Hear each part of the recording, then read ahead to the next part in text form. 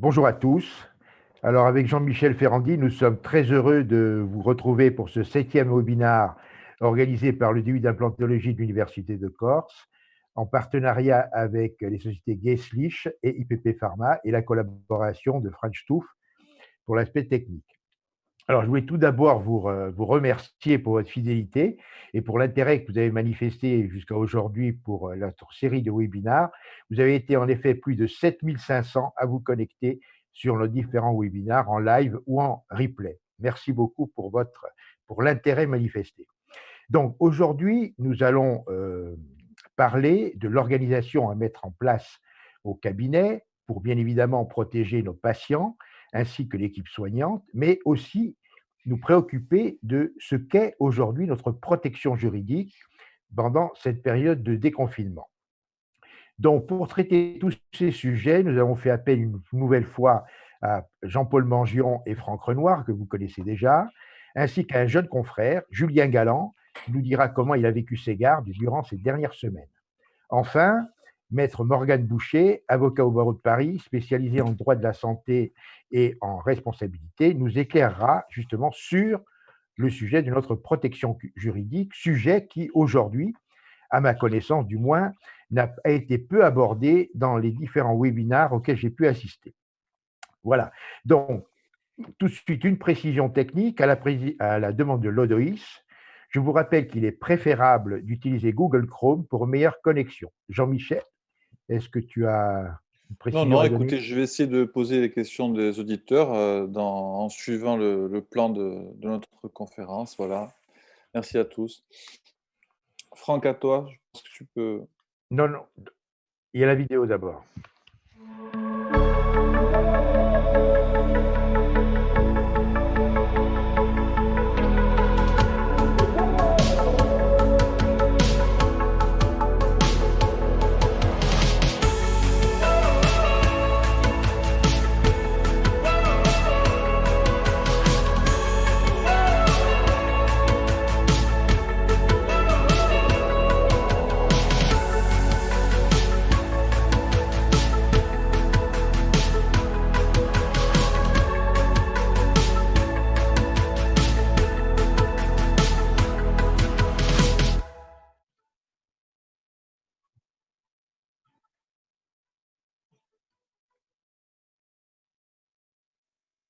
Bonjour, merci Pascal pour ta gentille présentation. Ça fait plaisir de faire une fois partie encore de cette équipe de Corté, le fameux DU. Donc on va parler de la reprise lundi prochain au cabinet, du défi que l'on a à franchir. On a eu l'idée de demander à un de nos jeunes confrères qui s'appelle Julien Galland et qui a un cabinet au Kellar, pardon, c'est dans le Gard, et il a eu la charge d'assurer des gardes, donc de se mettre en situation de soins Covid. Et j'ai eu plusieurs fois des discussions avec lui et c'était assez étonnant la charge émotionnelle et la surcharge que ça demande, et ça m'a été rapporté par plusieurs consoeurs et confrères. Et donc, on va demander à Julien de nous expliquer un peu comment il a ressenti ces journées avec les nouvelles protections, avec le nouveau stress Covid. Alors, comme on est en confinement, je vais m'éloigner de mon poste et puis je vais demander à Julien de prendre le rôle et de vous expliquer un peu comment ça se passe. Alors, vas-y. Voilà. Bonjour à tous, merci de m'accueillir sur votre webinaire. Donc, je ne vais pas vous faire un guide de bonne pratique, hein, je vais juste vous faire part un petit peu des petites galères que j'ai pu avoir lors de mes gardes ou alors les difficultés de mise en application de certains protocoles peut-être. Alors nous, c'est vrai qu'il y a eu une des plus grosses difficultés qu'il y a eu pendant les gardes, c'est qu'on n'avait pas le droit de faire rentrer les assistantes dans les salles de soins. Donc on s'est retrouvé véritablement seul, hein, c'est le cas de le dire, pour essayer de tout gérer. Et par exemple, le ménage qu'on n'est pas forcément habitué à faire dans une situation un petit peu plus stressante que d'habitude. Au niveau du matériel, ce sont des choses qui peuvent paraître bêtes, mais il y a du matériel auquel on n'est pas forcément habitué et avec lequel il va falloir apprendre à travailler. Bon, par exemple, les surblouses, moi j'ai l'habitude de travailler avec des surblouses, mais là, je sais je sais pas vous dans le nord, mais c'est vrai que nous dans le sud, il commence à faire un petit peu chaud. Le matin, ça reste supportable, mais l'après-midi, ça commence à devenir compliqué. Donc soit il va falloir apprendre à travailler avec la petite gouttelette de transpiration qui vous coule entre les 2 omoplates, soit arriver à mettre aux normes votre système de climatisation, parce qu'au mois de juillet, ça va vraiment pas être simple. Ensuite, vous avez par exemple le masque FFP2. Je ne sais pas s'il y en a beaucoup d'entre vous qui ont déjà utilisé des masques FFP2, mais ce n'est pas un masque auquel nous sommes habitués. C'est pas un masque qui est confortable à porter. Et je vous garantis que garder sur le nez un masque FFP2 pendant 4 heures sans le toucher, sans vous gratter, sans le remettre en place, honnêtement, c'est une prouesse. C'est un masque qui vous plaque vraiment bien au niveau du menton. Donc vous allez avoir une évacuation d'air qui se fait, un petit peu plus préférentiellement, même si vous le pincez correctement, qui va se faire un petit peu plus sous les yeux. Donc ça pose problème avec les loupes, avec les lunettes. Vous verrez qu'au bout de 30 secondes, vous êtes plein de buée. Donc moi, je vous encourage même à les essayer avant avec à vous mettre presque en situation parce que c'est pas, lundi matin ou mardi matin quand vous serez en train de poser un implant, que vous aurez de la buée plein les lunettes, que vous y verrez rien, que vous pourrez faire quelque chose face à ça. Vous avez par exemple aussi la visière. La visière, c'est un super élément de protection contre les projections. Heu, En revanche, c'est pas un élément parfait. Vous avez des reflets, vous y voyez quand même un petit peu moins bien, il faut s'y habituer. C'est quelque chose que vous avez en plus sur vous, qui contribue à une ambiance, et c'est un élément qui pose problème aussi dans son nettoyage. Parce qu'une fois que vous avez fait un acte avec des projections, votre visière est sale, il vous faut la retirer, ça pose problème. Vous ne pouvez pas la nettoyer et la désinfecter avec vos produits de désinfection habituels, que ce soit alcool ou oxygéné, sinon votre visière va vieillir prématurément, elle va se rayer, elle va se blanchir, elle va s'opacifier. Donc même chose, à vous de voir comment vous comptez gérer la chose, que vous comptez les jeter au fur et à mesure ou est-ce que vous comptez les faire nettoyer petit à petit par vos assistantes? Sachant que la méthode normale pour le nettoyage d'une visière, normalement, j'espère que je dis pas de bêtises, c'est à l'eau tiède, savon et à l'eau tiède, enfin et à l'eau. Donc je sais pas si vous voyez, mais on n'a pas le temps de faire ça, il faut être réaliste. Donc soit avoir plusieurs visières et s'arranger avec les assistantes pour qu'elles le fassent petit à petit, soit accepter que votre visière vieillisse et au bout d'un moment la jeter. Voilà. Qu'est-ce que je voulais Sur vous la dire? fatigue. Sur la fatigue, ouais, c'est vrai qu'il y a énormément de choses auxquelles penser en plus de d'habitude. C'est une ambiance de travail qui est pas simple. Heu, c'est toujours difficile d'arriver à faire, la part des choses et de trouver le juste équilibre entre la négligence et la paranoïa. Il y a beaucoup, beaucoup d'éléments qui se superposent, de toucher à rien, de faire attention. Je me suis surpris, en train de faire un soin sur un patient à me dire: «Mais mince, est-ce que j'ai bien désinfecté ça? Est-ce que j'ai bien» des choses qui vous polluent, qui vous parasitent, c'est le cas de le dire, c'est pour un virus. Mais c'est vrai que ça vous parasite, il faut faire attention, essayer de penser à tout, essayer d'anticiper, sortir le matériel avant, pas trop pour éviter de le contaminer, mais essayer de rien oublier pour éviter d'avoir à toucher les tiroirs, à toucher à tout et voilà et faire attention à ce que toutes ces nouvelles données nous parasitent pas, notre réflexion, et nos actes. Et en pratique, Voilà. combien de temps en plus? Tu répètes la question parce qu'on ne m'entend pas. Oui, Franck demande en pratique combien de temps en On a entendu alors ta nous quand on question, regarde Franck. La question, c'est en pratique, combien de temps en plus il a effectivement eu besoin entre ses patients? alors oui, c'est largement 10 minutes, un quart d'heure, hein. Nous, pendant les gardes, on voyait en moyenne 8 patients par jour. et je vous garantis que c'est largement suffisant, hein. Vous faites une journée, ça suffit, hein. Parce que, en plus, comme vous êtes avec vos surblouses, si vous voulez, c'est pas comme après, une chirurgie où, le risque infectieux n'est plus là, vous pouvez retirer votre blouse, aller boire un café, un verre d'eau. Là, c'est pas le cas. Le risque, il est omniprésent. Il vous faut faire attention à tout. Vous pouvez pas comme ça, retirer votre surblouse, aller boire un café ou un verre d'eau. Donc, en plus, vous avez tendance à vraiment tout enchaîner. Donc, c'est une accumulation de stress, c'est une accumulation de fatigue et enfin, moi, en tout cas, 8 patients, c'était déjà pas mal. Je vois difficilement comment on pourrait faire plus de 10 patients, par jour, par exemple, hein, en respectant correctement les protocoles, en essayant de penser à tout désinfecter, en aérant suffisamment, et cetera. Voilà. Pascal, est-ce qu'il y a des Merci beaucoup, questions? Julien. Est-ce que vous avez des questions? Je pense que c'est une bonne base de discussion, hein. Merci Julien pour cette Je vous en prie. superbe C'était très bien, expérience. C'est Julien. vraiment un témoignage très intéressant. Merci beaucoup. Donc Franck, je vais présenter rapidement le plan de ce webinaire, les différents sujets que nous allons aborder, et ensuite je vous laisse la parole. Alors, donc je vais partager mon écran. Pardon. Voilà.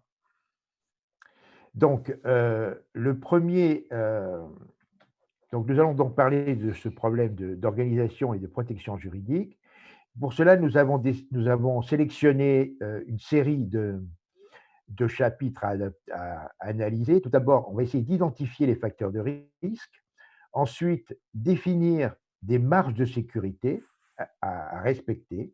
Ensuite, comment doit-on organiser la séance de soins? Et il va falloir bien évidemment mettre en place une bonne coordination et une bonne formation de l'équipe soignante. Vraiment, il faut qu'il y ait instauré une complémentarité entre les différents membres de l'équipe soignante. Ensuite, Maître Boucher nous parlera en détail de ce que devra être et ce qu'est notre protection juridique, quels sont les garde-fous à mettre en place éventuellement, et nous conclurons ensuite. Donc voilà, Franck, je te laisse la parole pour la suite, donc pour parler premièrement de ce premier chapitre, c'est-à-dire comment identifier les facteurs de risque.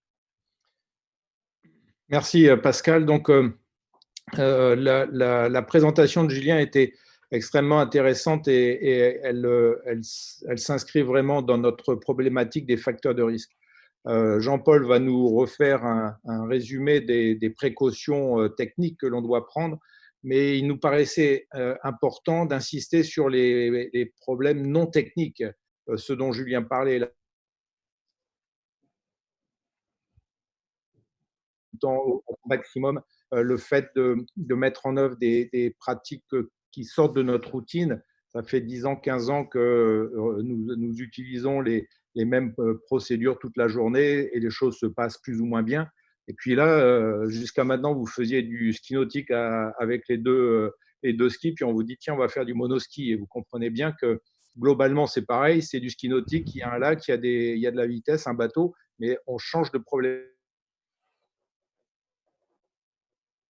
Il va falloir, pendant une période, se reconcentrer et repasser dans notre système, non pas automatique, mais le système qu'on appelle le système 2 ou le système préfrontal.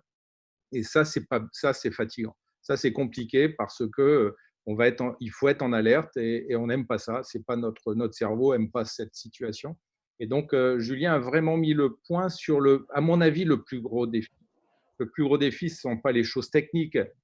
Les dentistes, plus que les professions médicales, certainement, savent très bien gérer le problème du risque infectieux. Ça fait des années depuis le sida d'ailleurs, donc ça fait plus de 30 ans qu'on sait faire ça. Mais changer notre paradigme en passant du risque de la projection. Et donc, vraiment, je vous encourage on va en reparler tout au long de ce webinaire. Excuse-moi, il y a une petite coupure là. Il y a une petite coupure. Est-ce que tu pourrais répéter ta dernière phrase, s'il te plaît? On n'a pas entendu.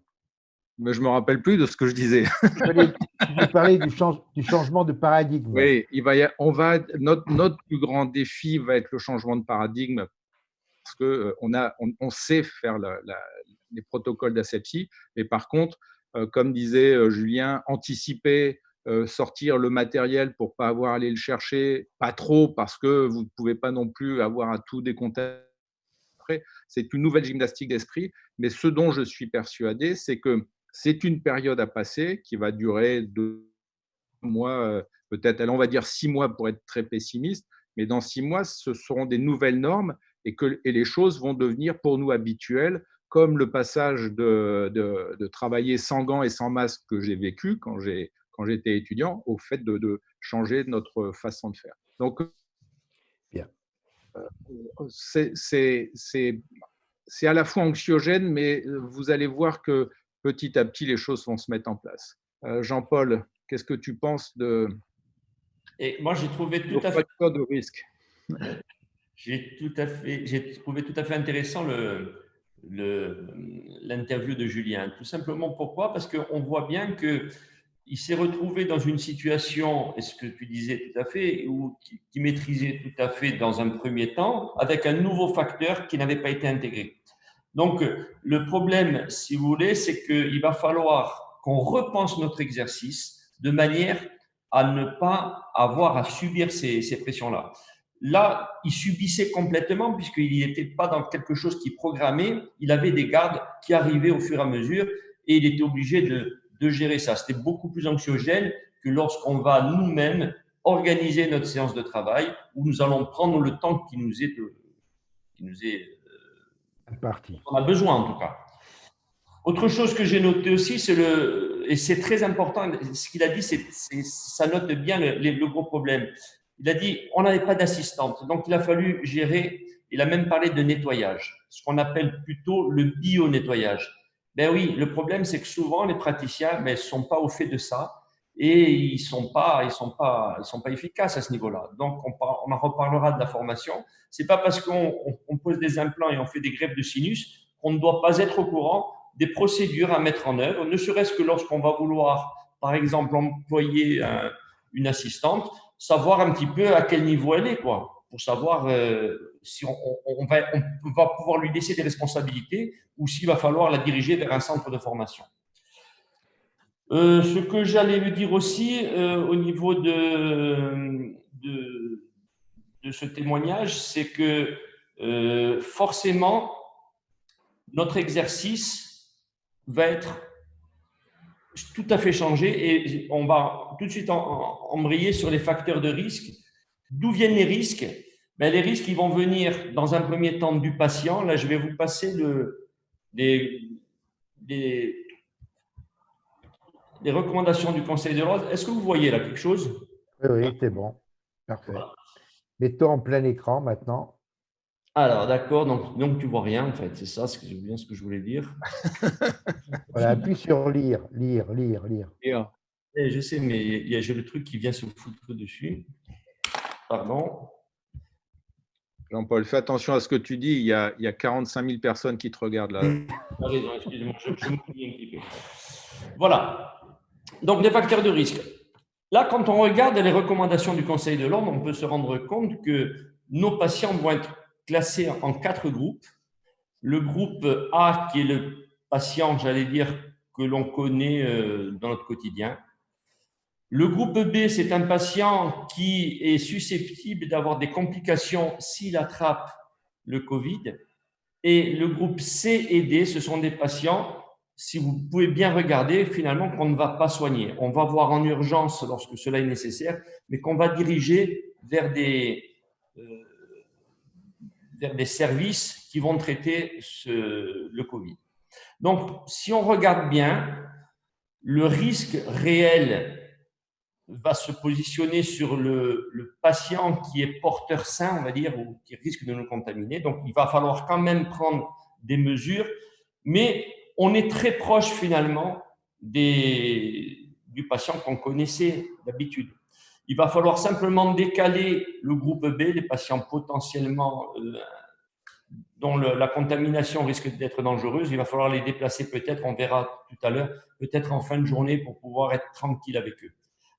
Donc, le facteur risque, finalement, une fois qu'on aura bien identifié, l'identification de ce risque, c'est les recommandations que nous font le Conseil de l'ordre, c'est par un interrogatoire et nous verrons comment on va pouvoir gérer ça sans que ce soit trop chronophage. Mais c'est de l'anamnèse, hein, finalement, pour savoir s'ils ont été… si on prend un risque en les faisant venir. Non, mais justement, Jean-Paul, pour en revenir à l'identification du risque et la détection des patients à risque, entre guillemets, c'est-à-dire ceux qui sont potentiellement contaminés sans symptômes, qui va identifier ce risque? Est-ce que c'est le praticien? Est-ce que c'est la secrétaire qui prend le rendez-vous? Ou si c'est ou si l'assistante qui peut prendre des rendez-vous à certains moments de la journée, etc. Comment est-ce qu'on va s'organiser pour ça, justement?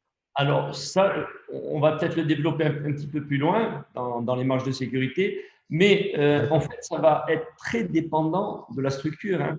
Quand tu sais qu'il y a certains praticiens qui travaillent sans assistante, eh bien, c'est forcément lui qui va faire le bio-nettoyage, l'anamnèse par téléphone, les recontacter 1 heure avant pour savoir s'ils sont ce matin, est-ce que le rendez-vous aura pu être pris 10 jours avant. Donc, est-ce qu'ils sont réellement en condition pour venir? Si la structure possède une réceptionniste, c'est bien sûr la réceptionniste qui va faire ce travail. Et si le personnel se compose d'une assistante et d'un praticien, il y a de très fortes chances pour que ce soit le praticien qui le fasse, parce que l'assistante, elle aura énormément de charges, hein. Oui, moi, je suis de ton avis, Jean-Paul. Ça sera sûrement à nous de faire cette démarche parce qu'on pourra poser des bonnes questions, être beaucoup plus vigilant. En fait, il y a un problème qui se pose et des questions qui reviennent dans les différents webinars qu'on a fait sur le thème. C'est les omnipraticiens qui ne savent pas comment on va gérer ce problème de temps. Je vous dis, on va voir 8 à 10 patients par jour. C'est-à-dire que de façon extrêmement directe et on va dire mercantile, on ne peut pas se permettre quelqu'un pour rien. On a une charge de travail, une charge de stress, de fatigue, d'émotion, et puis une charge financière qu'on ne peut plus comme ça dire bah, passé, on verra bien. Ça n'existe plus maintenant. Et donc, probablement que dans notre changement de paradigme, et aujourd'hui, je crois qu'on ne perçoit pas encore l'importance de l'adaptation que l'on va devoir mettre en œuvre. Je pense que dans notre nouvelle organisation, on va de plus en plus développer les téléconsultations préalables à la consultation au fauteuil pour identifier le patient, identifier à ce qu'il représente et sa comorbidité, etc. Est-ce que ça vaut le coup de le faire venir? Et puis de commencer à imaginer le soin à faire pour prévoir On va y venir, ça, Franck, à ça. On va y venir. Et hier, on avait un webinar avec le groupe du cabinet des correspondantes et mon assistante Emmanuelle. Alors, je ne sais pas d'où vient cette information, mais je la connais sérieuse, je sais que c'est valable. Elle me disait que maintenant, il y avait des systèmes qui allaient être mis dans les pharmacies avec des caméras intrabuccales, donc il doit y avoir des systèmes de stérilisation pour que les patients puissent avoir déjà une information envoyée au dentiste. Donc, c'est en train de se mettre en place. Et c'est vrai que ça nous dérange parce que, encore une fois, notre cerveau n'aime pas changer ses habitudes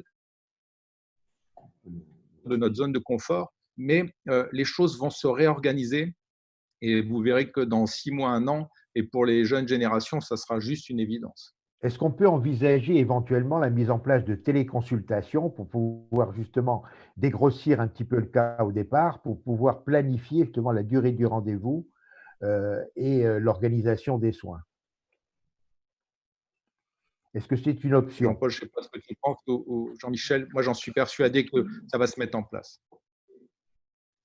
Oui, le seul problème de la téléconsultation, ça va être, tu en parlais tout à l'heure, c'est la gestion économique, c'est du temps, une téléconsultation, c'est un engagement, certainement, on se le fera confirmer par maître, je ne me rappelle plus son prénom, excusez-moi. Maître Morgane. Boucher.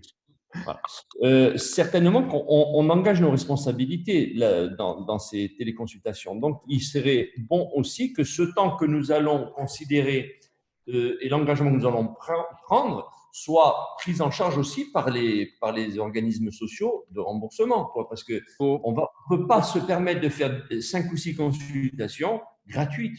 Non, mais pour les informations que j'ai là, les médecins et les sages-femmes l'ont maintenant, c'est reconnu et qu'il y a des discussions avec les instances dentaires. Mais Maître, n'hésitez pas à intervenir si vous voulez. Oui, alors, la téléconsultation, c'est très encadré. C'est pas simplement ce qu'on fait ici, c'est-à-dire une consultation qui pourrait se faire avec une vidéo ou au téléphone. C'est très encadré. C'est pris en charge dans une certaine mesure par les organismes d'assurance maladie. On le voit pour la médecine générale, on le voit pour les sages-femmes, comme vous l'avez dit, on le voit pour certaines spécialités aussi aujourd'hui. Vous avez des plateformes qui proposent ces téléconsultations et vous avez parfaitement raison de dire que c'est une consultation normale. C'est-à-dire que votre responsabilité de professionnel de santé est engagée de la même manière sur le diagnostic que vous pouvez poser ou sur, par exemple, l'intérêt que vous portez aux patients en disant c'est urgent ou c'est non urgent. Ça peut engager votre responsabilité de la même manière. Donc, le recours à la téléconsultation, à mon sens, va se développer. Vous avez raison de le dire, les plateformes qui sont mises en place dans des pharmacies ou dans des centres de santé aussi, dans des zones rurales, vont se développer de plus en plus. Et c'est un outil que médecins et chirurgiens dentistes vont devoir j'allais dire, prendre à bras le corps et réussir à adapter leur pratique. Est-ce que cet outil, dans le temps, il va pouvoir perdurer ou ça sera uniquement, on pourra s'en servir uniquement durant la période d'urgence sanitaire? Je pense qu'il va perdurer. Ouais, je pense que ça va se développer clairement. En ce moment, on ne parle que de ça, de la e-santé, de la téléconsultation et de la manière. Et cette période de confinement a, j'allais dire, accéléré les études empiriques qui pouvaient être faites sur certains domaines de la téléconsultation. Donc oui, ça va perdurer. Très bien. Alors, vous savez pourquoi ça... Attends, excuse-moi Pascal, et après je me tais. Vous savez pourquoi ça va perdurer? Donc là, j'ouvre une parenthèse, vous allez oublier tout de suite ce que je vais vous dire, mais dans 6 mois, le chiffre d'affaires des cabinets dentaires va augmenter. Parce que ce Covid oblige, à réorganiser leurs pratiques de façon beaucoup plus rigoureuse. Et par exemple, la téléconsultation, si elle se met en place, va faire que quand le patient va arriver, vous aurez des soins qui seront efficaces. Vous ne pourrez plus faire venir des gens, qu'est-ce qu'on fait aujourd'hui? Tiens, ah oui, je ne me rappelais plus, ou faire venir des gens pour rien. Tiens, vous allez voir, je vous donne juste un exemple. J'ai 2 amis orthodontistes qui se sont formés de façon extrêmement rigoureuse aux facteurs humains, tout ce que je déblatère depuis des années. Eh bien, après 2 ans, elles ont raccourci leur durée de traitement entre 4 et 6 mois. Vous comprenez bien ce que je dis. Parce que la rigueur, ce qu'on appelle la conscience de la situation, toutes ces choses qu'elles ont mis en place de façon très rigoureuse a amélioré l'efficience totale de leur traitement. Eh bien, vous verrez, on refera un webinaire dans 6 mois où on fera les comptes et vous verrez. C'est malheureusement, c'est une opportunité incroyable. Moi, bien sûr, par rapport à ça, j'ai quelques interrogations des auditeurs qui se disent que, voilà, est-ce que ça va vraiment être facile, les patients, de les faire patienter par rapport à une téléconsultation, vu qu'on ne les a pas vus, les rassurer? Est-ce qu'on va être, j'ai une question là aussi, est-ce qu'on va être vraiment objectif? Vous voyez, ils ont une crainte par rapport à cette nouvelle méthode, quoi. Ils ont une crainte par rapport à l'efficacité de la téléconsultation. Voilà, aussi, si on peut… Et ça, c'est en train de venir en place. Quand on a commencé à faire signer des consentements éclairés,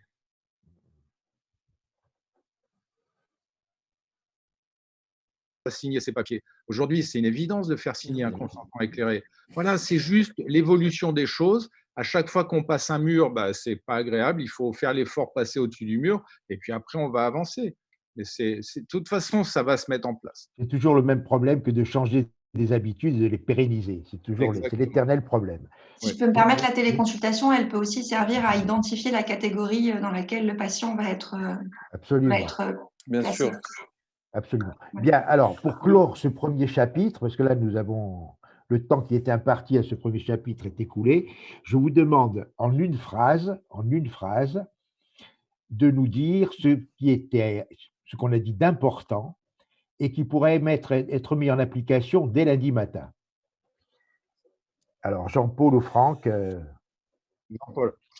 Ben, écoute, moi, j'allais dire par rapport à ces risques, il faut que tu sois bref. Hein, il faut que tu sois bref. Oui, je vais être très bref. Je vais être très bref. Bon. C'est bien sûr adapter les horaires en fonction des. J'aurais voulu le développer, ça c'est bien développé, donc je vais aller très vite. Les horaires en fonction des risques aérosols ou non aérosols. C'est-à-dire que moi, ce que je vous préconise, c'est de tout ce qui va nécessiter des consultations, par exemple un charting, des radios, le faire avec un masque chirurgical, concentrer tout ça dans une demi-journée ou une journée selon les pratiques, de manière à ce que là, ce sont des soins qui encadrent très peu de temps de bio-nettoyage, puisqu'il n'y a pas d'aérosol. Et par contre, consacrer les rendez-vous plus longs et planifiés, bien sûr, pour des soins qui génèrent de l'aérosol, parce que là, le bio-nettoyage est beaucoup plus long, et si on les multiplie, on multipliera ce temps de nettoyage. Voilà. Au niveau des surblouses, justement, je voulais parler de Julien. Quand il dit on a chaud, le Conseil de l'Ordre nous a dit qu'on pouvait aussi mettre un petit tablier à manches courtes. Donc ça, c'est quelque chose qui va être… puisque… Ça, on va en parler dans les soins, Jean-Paul, pas maintenant. Pas maintenant. Et, on abordera le problème tout à l'heure. Et simplement réévaluer, bien sûr, le temps opératoire, parce qu'au début, il n'y aura pas cette expérience. Donc, on va être très long sur le bio-nettoyage, sur les protocoles pour faire entrer nos patients, tout ça. Et au fur et à mesure, il va falloir savoir se réadapter pour raccourcir ces temps. Et j'allais dire, ne pas hésiter à changer ça. Moi, je vous proposerai ça. Jean-Paul, ça, on va bien l'adapter. On va l'aborder en détail au 3e chapitre. Franck, est-ce que tu as quelque chose à ajouter très brièvement? Très brièvement, le principal facteur de risque dans ce défi, c'est nous-mêmes. C'est notre capacité à changer. Parce que ce qu'il y a à faire, honnêtement, c'est quand même pas… on n'est pas en neurochirurgie. Il y a un nouveau risque, et ben c'est à nous de faire l'effort. C'est pas simple parce qu'on n'a aucune envie de le faire. Mais le facteur de risque, ça va être… Parce que savoir se protéger du Covid, on sait bien le faire. On a le matériel, on a les masques, les protections oculaires, les charlottes, on sait le faire. Mais ça va être de le faire constamment et de rester vigilant tout au long des journées. Fini. Bien. Je vous propose de passer donc au 2e chapitre, qui est donc comment définir les marges de sécurité et, juste bien parfois de conséquences, les mettre en place. Alors, si je peux me permettre, je vais expliquer ce que sont les marges de sécurité. La marge de sécurité, pour vous donner l'exemple, quand vous allez prendre le train, qu'est-ce que vous faites? Vous arrivez toujours pile poil et vous courez après le train et les portes se ferment derrière vous, ou bien vous arrivez une demi…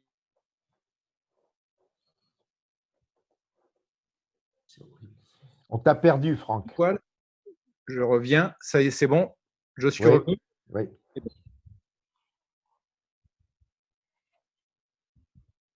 J'arrête ma caméra temporairement. Voilà. Donc, ça me permet de mettre mes doigts dans mon nez et ça, c'est plus facile. Donc, je vous disais, si jamais votre choix, c'est d'arriver à la dernière minute, le jour où il y a un camion poubelle qui est dans la rue, eh bien, vous n'avez plus votre marge de sécurité, vous loupez votre train. Donc ça, c'est vraiment un choix personnel. Plus vous allez augmenter la marge de sécurité, plus vous allez vous permettre d'avoir des erreurs pendant vos soins. Et des erreurs, on va les faire.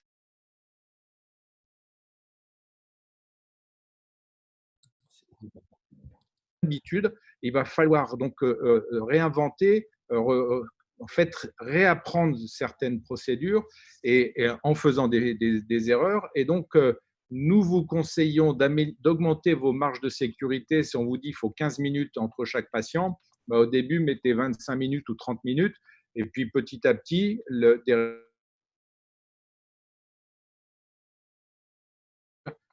tranquillement. Mais vraiment, il faut garder cette notion de marge de sécurité en tête en fonction des soins. Jean-Paul, je te passe la parole. C'est tout à fait ce que je disais précédemment, tu as tout à fait raison. C'est-à-dire que quand on est dans un environnement qu'on maîtrise peu, à savoir cette nouvelle gestuelle, ces nouveaux protocoles, déjà passer par l'établissement de protocoles. Je pense que l'établissement de protocoles, ça permet de réfléchir en amont, ça permet de faire des choses qui sont discutées avant de les mettre en œuvre. Et j'allais dire discuter, même après les avoir mises en œuvre, ça nous permet justement de dire, ben là, on a vu que ce n'était pas très bien, il vaudra mieux faire ça la prochaine fois. Et à partir de là, on va pouvoir sécuriser nos actes. Et si on voit qu'on perd trop de temps sur tel ou tel, ben, parfaire un petit peu cette manière de procéder. Donc, je suis d'accord, beaucoup de temps initial, avoir beaucoup de soins réalisés, on en parlera tout à l'heure dans la préparation des soins, mais beaucoup de soins du même type dans la même séance, de manière à éviter d'avoir trop de choses à nettoyer. Ça, j'en parlerai tout à l'heure. Mais tu as raison, c'est la gestion du temps qui va être compliquée et qu'il va falloir opposer à la gestion économique. C'est-à-dire, on va avoir beaucoup de temps dehors qu'on va penser être du temps perdu et peut-être qu'ils nous économiseront du temps de procès. N'est-ce pas, maître voilà. Jean-Paul, excusez-moi, je te pose une question un peu plus technique, excuse-moi, parce que ça a été souvent abordé dans les différents webinaires auxquels j'ai pu assister. On nous disait qu'il fallait impérativement utiliser les UVC pour désinfecter la salle. Qu'est-ce que tu en penses? Alors, les UVC, il faut savoir que les UVC, ce sont des UV qui… Je ne parle de la lampe que tu mets en présence. La lampe, oui, c'est ça, voilà. ça. Alors, ça marche très bien, les UVC. Ça ne dispense pas de nettoyer les surfaces, il faut savoir, parce que l'UVC, c'est un rayonnement lumineux, mais si tu as beaucoup de choses qui sont disposées sur tes tables, eh ben, ça ne va pas aller les chercher derrière avec les ombres. C'est le rayon qui rencontre l'ADN ou l'ARN et qui le détruit. Donc, ça ne dispense pas du bio-nettoyage. Et le gros problème, c'est que ça se fait hors présence humaine. C'est-à-dire qu'on va faire ça entre deux patients. Parce que là, c'est… Donc, ça se fait avant. Je vais loin. C'est peut-être même pas très pertinent par rapport au Covid parce que… On a perdu Jean-Paul. Ah. Non, c'est bon. Là, c'est mieux, là? C'est bon, c'est bon. Allô? Rapproche-toi, oui. Ouais. Par rapport au Covid, c'est peut-être même pas pertinent parce que si on fait ça le soir, on sait que le Covid, dans les 3 heures, il va disparaître. Et si on a pris soin de nettoyer nos surfaces, le nettoyage des surfaces suffit complètement à éliminer le risque Covid. Est-ce que j'ai répondu à ta question? Oui, oui, tout à fait, tout à fait. Donc, Franck, je t'ai interrompu, excuse-moi. Oui, je voulais Jean-Paul. Excuse-moi, Franck. Sur le même thème, est-ce que tu penses que Jean-Paul, une remise à zéro le soir avec un no-cause-spray, quelque chose comme ça peut être intéressant si on ne peut pas le faire pendant la journée? C'est tout à fait le même système. Le no-cause-spray, ce n'est pas du tout pour désinfecter l'air, c'est pour désinfecter les surfaces. Et normalement, c'est quelque chose qui est utilisé lors des pandémies pour des germes résistants.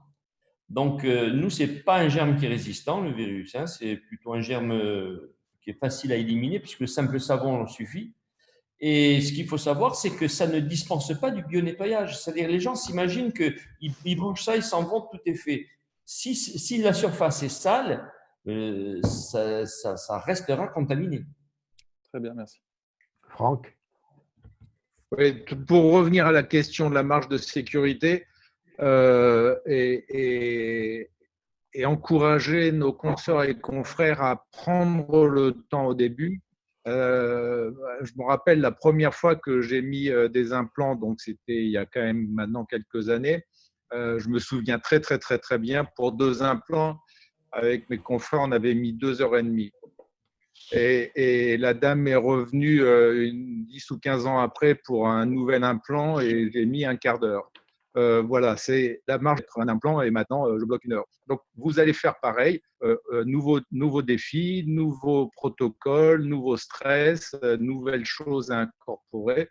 Prenez du temps et petit à petit, vous allez réduire ce temps parce que ça deviendra des réflexes et puis vous allez retrouver votre organisation. Ne soyez pas pressés et ne pensez pas que le but final, c'est de reproduire ce qu'on faisait avant. On ne fera plus ce qu'on faisait avant. Voilà, c'est comme ça. C'est pas agréable peut-être, mais c'est comme ça.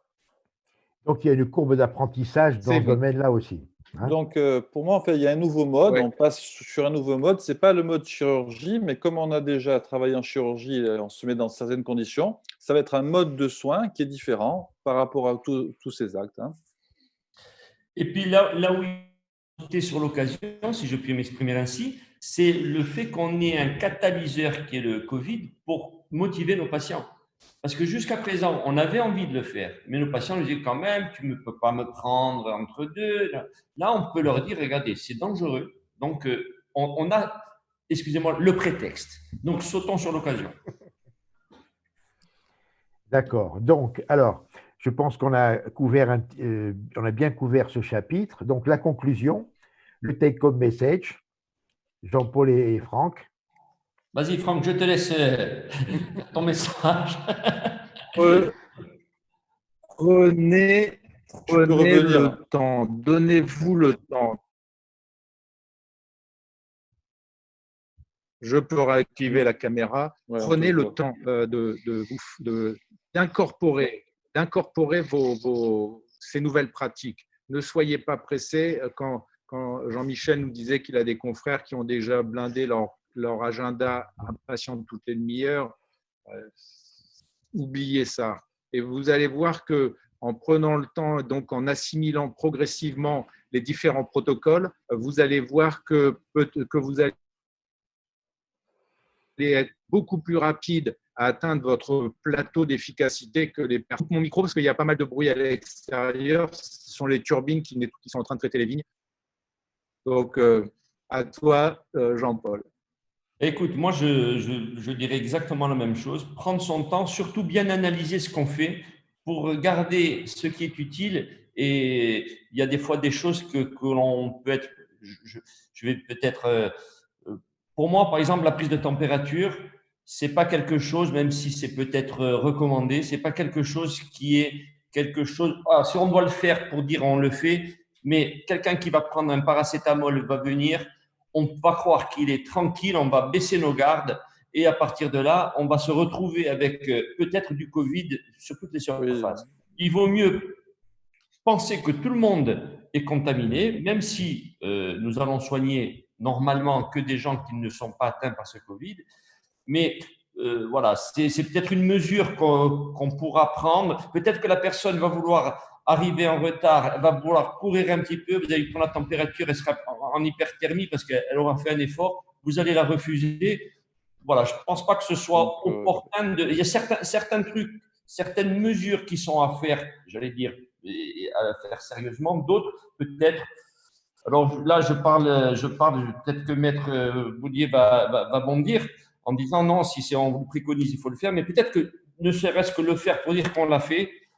Mais je pense que l'état de santé du patient, enfin, je veux dire, quelqu'un de malade, on le voit. Hein, je veux dire, le message, donc, Jean-Paul, c'est vraiment que on va soigner des gens, on se mettra en condition que tout le monde a le Covid. Oui, c'est la sécurité, voilà. C'est ça. Hein, il faut partir de là. Il ne faut pas se sentir rassuré par le fait que la personne n'ait pas de température. Comme à l'époque du sida, encore une fois. Absolument. Exactement. Comme pour le virus HIV. Voilà. Très bien, très bien. Alors, moi, je me permets de m'incruster, du coup, pardon, bonjour. Alors, vous ne me voyez pas, je suis à la technique. Et j'avais une petite question, du coup, parce que j'en profite, pour Jean-Paul et Franck, qui parlaient tout à l'heure, du coup, de penser à bien, voilà, concernant l'asepsie, avoir bien fait tous les gestes, etc. Concernant, du coup, le matériel, qu'est-ce que vous pensez de la checklist, du coup, par rapport à ça? De la mise en place d'une checklist? On va y venir. On va y venir là, on y vient justement. On y vient justement maintenant. Merci. Voilà, donc c'est justement le sujet. Il est trop fort. Je tiens à dire que ce n'était pas programmé, hein, que ce n'était pas du tout téléphoné. Maintenant, c'est ça justement. Comment doit-on organiser la séance de soins? Donc, je vais reprendre. Jean-Paul, vas-y. J'y vais où tu vas? Bon, alors j'y vais, je commence. Donc, il y a deux aspects. Il y a deux. Jean-Paul, tu parles ou je parle? Vas-y, Franck. Allez, vas-y, Franck. Alors, il y a deux aspects sur cette. Il y a deux aspects sur ce. Encore une fois, le problème technique. Donc, oui, quel est le. Je peux parler? On t'entend pas bien. On t'entend pas très bien. Vous m'entendez? Jean-Paul, prends la parole. Voilà. Je coupe ma caméra. Donc, moi, les séances de soins, je l'avais un petit peu dit en amont, je pense qu'il faut déjà séparer les soins dits aérosols des soins non aérosols. Dans les soins non aérosols, on a bien sûr les consultations, lorsqu'on fait des bilans de paro, les BDB, tout ce qui est séance de prise d'empreintes, par exemple, c'est des risques gouttelettes, les empreintes, prise de photos, tout ça, on peut le faire réuni dans la même séance, dans les mêmes types de séances, hein. Et après, il y a tout ce qui est soins, ben, il va falloir les programmer. Et quand je dis programmer les soins, c'est qu'il va falloir faire un petit peu comme on fait lorsqu'on fait une chirurgie, hein. Et Jean-Michel, tout à l'heure, tu parlais de nous qui avions l'habitude de faire des chirurgies. Et effectivement, on n'ouvre pas tous les tiroirs pour récupérer. C'est-à-dire qu'on a nos kits et nos kits, on les met… on les prévoit pour ce soin. Je vais vous montrer, donc moi, ce que je vous invite à faire, c'est à réunir les soins d'un même type, c'est-à-dire si vous faites de la restauration composite, dans la même séance, vous allez faire le maximum de soins composites et vous ne ferez pas d'endo. Pourquoi vous ne ferez pas d'endo? Parce que vous allez être obligé de sortir deux types de kits et c'est autant de temps après de renettoyage. Alors, je vais essayer de vous montrer un petit peu par le partage d'écran si j'y arrive. Vous voyez mon écran ou pas? Non. Alors, je vais essayer de faire partage d'écran. OK. OK, là, partager l'écran.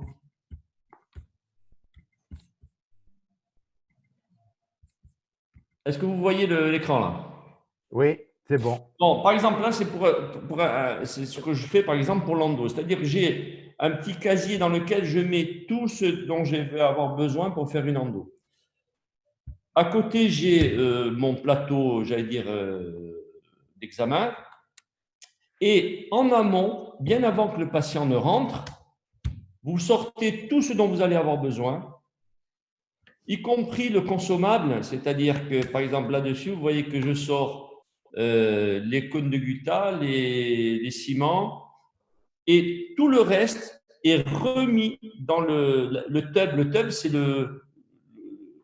je vous remets en arrière, c'est ça, c'est le truc vert là, c'est la caisse en fait, hein. Tout le reste est remis et les flacons sont nettoyés. Tout ça, vous le remettez, vous allez mettre par-dessus une serviette qui est absorbante et imperméable, de manière à ce que le risque gouttelette ne vienne pas contaminer. Vous recevez votre patient, vous soignez, même s'il y a des aérosols, ceci est protégé, et au fur et à mesure que vous allez travailler, vous soulevez et vous prenez ce dont vous avez besoin. Le gros avantage de ça, c'est que vous n'avez pas par la suite à nettoyer tout, ni aller chercher dans la stérilisation. Vous allez tout de suite vous rendre compte qu'il vous manque par exemple les cônes de papier ou les cônes gutta et vous ne perdez plus de temps, quoi, et vous restez au fauteuil. Vous n'ouvrez plus de tiroir et là, ça vous permet d'avoir un soin structuré. Si vous avez besoin de faire 6 endos, ben vous prévoyez des cônes de gutta en plus parce qu'on en fait toujours tomber. Voilà. Et je pense que préparer le soin comme ça, un peu comme on le fait en chirurgie d'ailleurs, hein, ça nous évite de retourner. Pourquoi on fait ça en chirurgie? Parce que comme on est habillé en stérile, on ne peut plus se balader dans notre structure. Ben là, il va falloir penser tout à fait de la même manière, c'est-à-dire préparer le soin en amont, préparer tout ce soin et savoir évaluer le temps. Et là, on rejoint ce que je disais Franck tout à l'heure, c'est qu'au début, ben, certainement qu'on va prendre trop de temps, on risque d'en avoir un petit peu trop. Ben, au fur et à mesure, on saura que nos endos, lorsqu'on les fait de 6 endos d'un coup, eh ben, on mettra finalement on les fera plus rapidement que si on…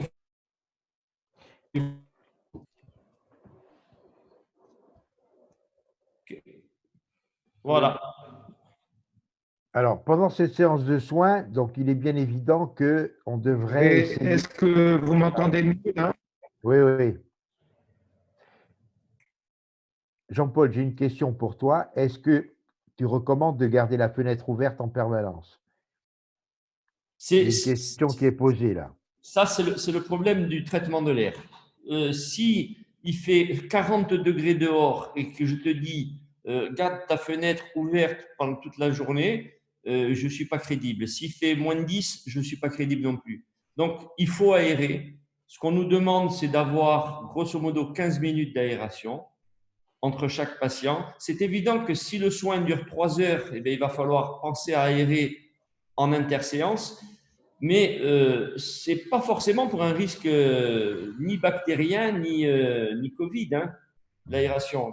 La qualité de l'air, c'est aussi tous les composés organovolatiles qui vont s'accumuler. C'est le radon pour certaines régions. C'est le CO2 que nous libérons lorsque nous respirons, hein.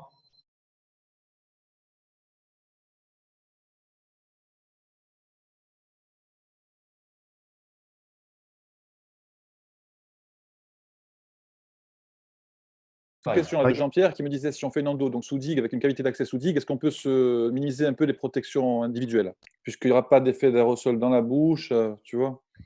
Alors, ça n'engage puisque la protection individuelle, par définition, est individuelle. Moi, je ne dirais pas à mon assistante et à mon employé d'enlever sa protection individuelle. Je lui dirais de le remettre parce que le risque zéro n'existe pas.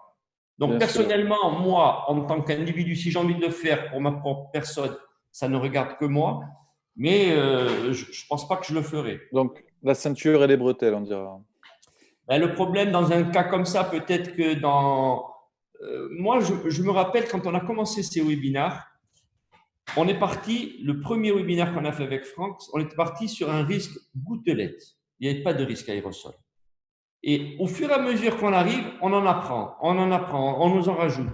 Donc, je ne vais pas me faire… je vais prendre, oui, les précautions. C'est-à-dire qu'il se peut que dans un mois, on nous dise attention, écoutez même les petites projections de sang, ben finalement, voilà. Donc, j'en sais rien. Bien sûr. Très bien. D'accord. Une question technique avant de conclure ce chapitre. Ça a été posé lors du précédent webinaire. Les masques FFP2 protègent à l'inspiration, mais est-ce qu'ils protègent aussi à l'expiration? C'est-à-dire qu'est-ce que nous ne risquons pas de contaminer nos patients, si toutefois nous sommes contaminés? Alors, le masque FFP2, je vois d'où vient la polémique. C'est parce que je vous ai dit que la norme d'un masque chirurgical était calculée sur la filtration à l'expiration, alors que le FFP2, c'est à l'inspiration. Si le masque FFP2 ne possède pas de valve, vous savez, ces espèces de valves qui facilitent, s'il n'a pas de valve, il filtre aussi bien dans un sens que dans l'autre. Par contre, s'il a une valve, là, vous recrachez votre air, c'est-à-dire que vous pouvez contaminer. Donc, ceux-là, ils sont à proscrire. D'accord. Alors, Jean-Paul, j'ai une question intéressante de Juliana qui nous dit, voilà, la question, c'est que, comme le disait tout à l'heure notre jeune intervenant, on va être obligé de mettre en route nos clim. Est-ce qu'on peut utiliser des filtres EPA sur nos clim si elles sont assez puissantes pour supporter ça? Alors, pour les clims, déjà, il faut se rapprocher de… Il existe des filtres, hein, mais qui ne sont pas… Je veux dire, ce n'est pas… Sur ton split de climatisation, tu ne peux pas acheter un filtre à mettre comme ça. Il faut que ce soit la marque de ta climatisation qui fasse ces filtres. Peut-être, je sais qu'il y a une certaine marque, je ne vais pas faire de pub, qui fait des filtres qui sont même… qui filtrent même les virus. Mais ça veut dire que le moteur qui entraîne ça est fonction. C'est-à-dire que si vous vous amusez à mettre sur n'importe quelle clim un filtre comme ça, il se peut très bien que vous grillez votre clim. D'accord. Très bien. Voilà. La chose sur laquelle je veux insister sur le traitement de l'air, c'est qu'on a trop tendance à parler, encore une fois, du risque bactérien ou viral, et celui-là, il est tout à fait traitable en ouvrant la fenêtre. Pensez à tout le reste qui pollue, quoi. Moi, je peux ajouter quelque chose sur le clim. Je ne sais pas si vous avez tous des sociétés certifiées, mais il y a des sociétés qui sont spécialistes de nettoyage de clim, comme AC Cleaner et ces sociétés-là. Et il est bon d'avoir, donc, si vous voulez, de souscrire un abonnement de maintenance à l'année avec ce genre de société. Déjà, c'est une première chose à faire avant de mettre un filtre.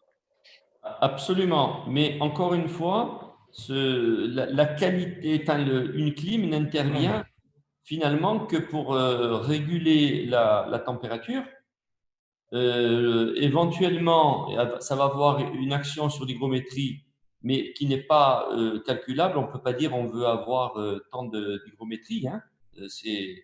Je crois que c'est entre 40 et 65% la limite. Ça, c'est ingérable. Encore une question, Jean-Paul, sur les tubs, comment on peut les nettoyer avec des simples lingettes, tout ça? Annabelle me demande la conduite à tenir pour chaque… Alors, l'avantage des tubs, c'est que tu as une caisse qui a un couvercle, tu ouvres. L'assistante, comme elle le fait avant que le patient arrive, il y a eu le premier bio-nettoyage, donc elle est tout à fait propre. Elle peut sortir ses petits flacons de Glide, de ci, de là, le disposer. Avant de remettre les flacons, un petit coup de lingette avec un désinfectant, vous savez, ceux qui sont actifs en 5 minutes, on refait et on rebouche le tub. Et tout ce qu'on a disposé pour le patient, on met par-dessus une serviette. La qualité de la serviette est importante. Il faut qu'elle soit imperméable et en même temps absorbante. Ça se trouve, hein, c'est assez courant. Souvent, les bavoirs sont comme ça. Et ça permet que même s'il y a pendant le soin un risque gouttelette, il n'y a pas de contamination. En plus, c'est vraiment ça, c'est quelque chose de très sécurisé parce que même s'il y a des aérosols qui viennent se déposer, ce sont les aérosols du patient. Donc c'est plus étanche que le tiroir même finalement, c'est une méthode… Non, c'est pas que c'est plus étanche que le tiroir, c'est que le tiroir, le problème que tu vas avoir, c'est que tu vas être obligé de l'ouvrir. Et pour nettoyer un tiroir, peut-être que tu ne l'as jamais fait, mais le jour où tu vas te mettre à nettoyer les tiroirs, tu vas comprendre qu'il vaut mieux nettoyer un cube. Tu vois? C'est beaucoup plus simple, c'est beaucoup plus rapide. Un tiroir, ça a des recoins, ça a des poignées. Ça… Bien, il est temps de donner le take-home message, s'il vous plaît. Je suis revenu, Pascal. Oui, Franck, oui, vas-y. Franck? Oui, juste toi. Pour les tiroirs, oui, vous m'entendez? Oui, on t'entend. Notre confrère Frédéric Diener, que cite souvent Jean-Paul, notre confrère Frédéric Diener a suivi des praticiens dans des cabinets. Et il avait regardé combien de tiroirs ils ouvraient pour faire une préparation d'une dent. Les consoeurs et confrères ouvrent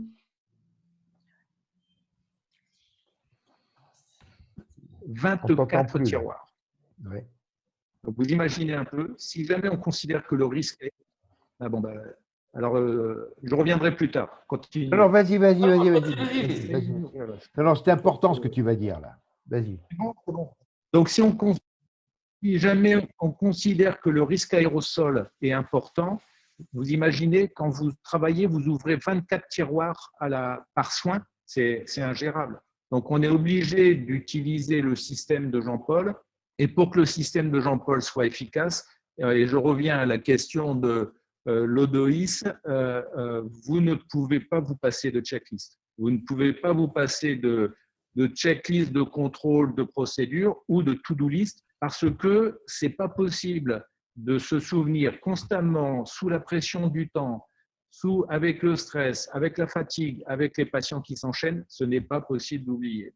Et sur la checklist, vous devez avoir tout ce dont vous avez besoin jusqu'au truc le plus insignifiant. Parce qu'avec la nouvelle vie Covid, Vos assistantes ne peuvent plus courir à travers le cabinet pour aller chercher le truc à la stérilisation, le truc qu'on avait oublié dans le cabinet du dentiste d'avant, etc. Ça, c'est plus possible. Donc, encore une fois, au début, c'est très contraignant, mais vous allez voir comment c'est très efficace quand vous aurez mis tout ça en place. Vous allez voir le temps que vous allez gagner, perdre au départ, mais le temps que vous allez gagner après sur l'ensemble de vos soins. Donc, les checklists, l'odoïs, vous aviez raison, c'est la clé du succès. Voilà, donc je pense que c'est vraiment le take-home message pour ce chapitre. J'aimerais rajouter un truc, Pascal. Vas-y. C'est dans la même séance, le même type de soins pour ne pas avoir 4 tubs sortis, parce que autrement, on multiplie le nombre de nettoyages et on en est encore. Et surtout pendant les soins, s'il vous plaît, ne pas répondre au téléphone. En revanche, on peut multiplier le même type de soins dans la même séance. Absolument, il faut. Dans un souci de rentabilité. Dans un souci de rentabilité. Voilà, c'est-à-dire qu'on va faire, mettons, 16 composites. Bon, si le patient tient le coup. Okay. Mais pas 4 composites, 3 endos et 2 onlets. D'accord. Okay. Donc, l'important, c'est vraiment d'établir une checklist spécifique de chaque soin. Je crois que c'est vraiment le mot-clé, enfin, le take-home message pour ce chapitre. D'accord? Est-ce que vous êtes tous d'accord? D'accord. D'accord. Bien. Alors, maintenant, on va passer donc au 4e point, qui est, on y arrive, voilà, la coordination et la formation de l'équipe soignante. Allez-y, c'est à vous. Allez-y. Franck, tu parles ou j'y vais? Allez, je commence simplement sur le global et puis après, tu pourras donner des informations techniques. Il ne faut pas imaginer que face à des nouveaux protocoles et de nouvelles procédures à appliquer, et qui peuvent être assez contraignantes et qui nous font sortir de notre zone de confort, il va suffire d'arriver lundi en disant à votre assistante, bon, maintenant vous faites comme ça. Vous avez le webinaire de Jean-Paul Mangion et puis et cet après-midi, je veux que vous appliquiez. Ça, c'est pas possible. L'apprentissage prend du temps. On a besoin de recréer des circuits neuronaux pour que les choses deviennent des réflexes et des habitudes. Et donc, je vous encourage grandement à faire des séances de simulation dans vos cabinets avec des jeux de rôle. Le patient qui arrive, vous jouez le patient, l'assistante joue le patient ou vous invitez un ami et puis vous regardez comment ça marche. Parce qu'entre la théorie et la pratique, vous verrez qu'il y a quelquefois un énorme fossé. Ce n'est pas parce que vous savez les choses qu'on va les appliquer. Une étude avait été faite aux États-Unis en demandant à des étudiants de 4e, de 5e année de faire de la réanimation de mannequins. Il y avait 100% des étudiants avaient été capables de dire ce qu'il fallait faire, mais il y avait 15% des étudiants qui l'avaient réellement fait, qui avaient réellement réanimé le patient parce qu'ils savaient où était la bouteille, ils savaient la brancher, ils savaient les protocoles, etc. Donc, ne pensez pas que lundi matin, en arrivant, parce que vous avez suivi tous les webinaires de la Terre, vous allez être capable de mettre en œuvre les techniques. Il va falloir s'entraîner. Et nous, au cabinet, on a 2 jours d'entraînement, 2 jours de simulation. On va répéter, on va refaire des jeux de rôle. Et puis, on va déterminer les points en fait, qui sont en contradiction, des points d'achoppement, des trucs où ça ne marche plus, des circuits qui ne sont pas, en fait, pas efficaces. Voilà. Donc, je vous conseille vraiment de faire de la simulation. Jean-Paul, à toi. Oui, écoute, tout à fait d'accord avec toi, hein, parce que c'est primordial que finalement, on réintègre des réflexes dans cette nouvelle pratique. Moi, ce que je voudrais surtout évoquer dans la formation, c'est qu'il ne suffit pas d'apprendre des recettes. Quand on apprend des recettes, le problème, c'est que lorsqu'on se retrouve confronté à quelque chose qui n'est pas habituel, et le Covid en est une, eh bien, on va se retrouver à ne pas, comme on ne sait pas pourquoi on fait les choses, eh bien, on va les adapter et on risque de les adapter mal. Donc, la première chose, c'est peut-être dans la formation, insister sur la compréhension du geste. Pourquoi on vous dit de mettre un épi? Hein, souvent, par exemple, le gros problème qu'on voit, par exemple, avec les épis chez les patients, c'est que quand on leur demande d'enlever le masque, ils y vont à pleine main et alors que vous venez de leur faire, par exemple, une désinfection alcoolique des mains. Et tout ça, c'est parce qu'ils ne savent pas pourquoi. Et nous, il y a beaucoup de gestes en hygiène. Et moi, pour faire de la formation, aussi bien chez des assistantes que dans le cadre du DU, on se rend compte que beaucoup de gestes sont faits de manière, j'allais dire, automatique, parce qu'on sait qu'il faut mettre un masque. Mais le masque, des fois, on le met à l'envers. Donc, il faut, je pense, dans la formation, insister sur la compréhension. La deuxième chose, c'est qu'il n'est pas, opportun d'avoir une formation d'un côté pour l'assistante et de l'autre côté pour le praticien. Je pense qu'il faut qu'à un moment donné, ce soit l'équipe qui soit formée. Lorsque l'équipe se forme, il y a forcément un message qui passe et qui est entendu par les deux. Et quand il y a des interrogations, les interrogations vont se faire. L'un va, par exemple, une assistante va avoir des questions beaucoup plus, entre guillemets, techniques. Le praticien beaucoup plus scientifique. Mais c'est bien que tous entendent le même discours. Parce que souvent, moi, pour avoir fait des formations assistantes, je donnais mon cours. Et la semaine d'après, lorsque les assistantes revenaient, elles disaient « Ouais, ben là, il m'a dit que ce n'était pas trop nécessaire. » Parce qu'à un moment donné, le praticien, ben, c'est quelque chose qu'il faut changer, c'est un peu lourd à mettre en place. Il n'a pas forcément l'argument, mais en tout cas, il a le statut pour lui dire « Tais-toi, c'est moi qui commande. » Donc, si on veut faire de l'asepsie comme ça, le problème, c'est que ça ne marche pas, quoi. Ça ne marche pas. Donc, parce que… Jean-Paul, on en parlait, c'est le contrôle croisé, on en parlait avec Franck l'autre jour, assistant, praticien. Donc, le message, ça sera ça, va avoir un contrôle croisé. La troisième chose, non, c'est pas, parce que le contrôle croisé, ça sous-entend que tu veuilles bien, toi aussi, te former, parce que tu ne vas pas pouvoir contrôler ton assistante si tu pipes que dalle là-dedans. Comment tu veux? Tu vois ce que je veux dire? Justement, c'est ça, oui. Voilà, c'est-à-dire qu'à un moment donné, ce contrôle croisé, ça, c'est quand on arrive à ça, c'est la troisième dimension, on va dire. Là, ça sous-entend que le grand implantologiste s'interroge sur le bionettoyage, s'interroge sur la chaîne de stérilisation, quels sont les produits qu'on utilise. Moi, avec Roland Zetoun, on faisait tu te rappelles Pascal, des espèces de petites interrogations en début d'année. Et on avait des réponses, c'était quel cycle vous utilisez pour stériliser vos instruments? Ce n'est pas mon problème, c'est celui de l'assistante. Quand on en est à ce stade-là, pour moi, c'est dramatique. Parce que l'assistante n'est pas là, et je reviens un petit peu à ce que disait Julien tout à l'heure, on s'est retrouvé un petit peu… perdu, oui, perdu, parce qu'ils ne savent pas faire. Ils ne savent pas faire parce qu'on ne leur a jamais appris. Donc, la formation… oui, c'est quelque chose de très, très important. Et je pense que l'avantage, c'est un peu difficile de dire ça, mais le Covid, ça nous aura au moins permis de s'interroger sur ce que nous mettons en place dans nos cabinets. Donc, pour résumer un petit peu ce que vous avez dit, il faut une formation commune, praticien, assistant, et tout ça pour déboucher sur possibilité d'instaurer un contrôle mutuel des procédures. D'accord? Est-ce que vous êtes d'accord avec ce résumé? Franck, voilà. est-ce que vous êtes d'accord? Je rajouterai juste un truc, c'est l'établissement de protocoles. Ce n'est pas des checklists. Hein. Les checklists, c'est ce qu'on a vu tout à l'heure, c'est par exemple pour faire une endo, j'ai le matériel. Ça.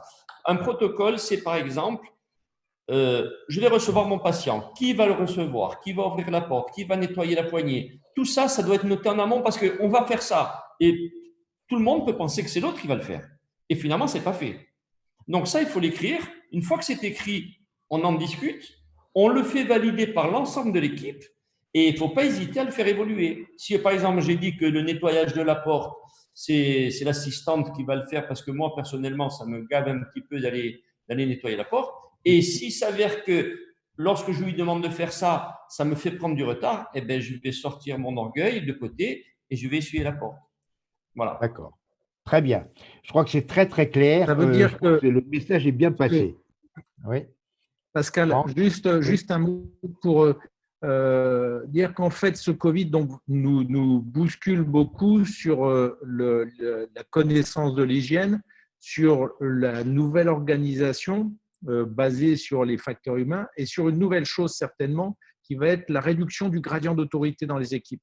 C'est-à-dire que nos collaboratrices, collaborateurs, assistantes, secrétaires vont avoir une autre dimension dans la mesure où elles sont impliquées dans la sécurité globale.